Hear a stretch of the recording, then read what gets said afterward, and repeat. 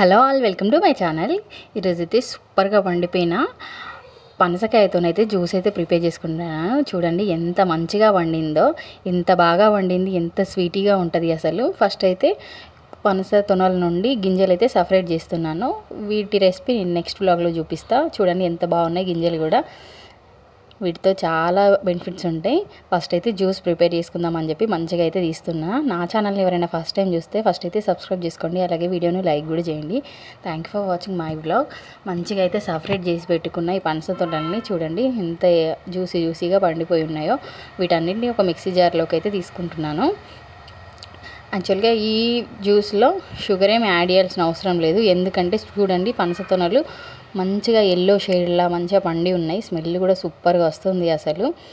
సరేలే అని చెప్పి పనస తొనలన్నీ మిక్సీ జార్లో వేసుకొని కొన్ని ఐస్ క్యూబ్ వేసుకొని మిక్సీ అయితే పట్టుకుంటున్నాను. సూపర్గా ఉంటుంది టేస్ట్ కూడా. షుగర్ ఏం యాడ్ చేయలేదు. చూడండి చాలా సింపుల్గా ఈజీగా అయిపోయే రెసిపీ. అప్పుడప్పుడు పనస తొనలు తినాలని అనిపించినప్పుడు ఇట్లా జ్యూస్ ప్రిపేర్ చేసుకున్నా కూడా బాగుంటుంది. Thank you for watching my blog. Please subscribe my channel.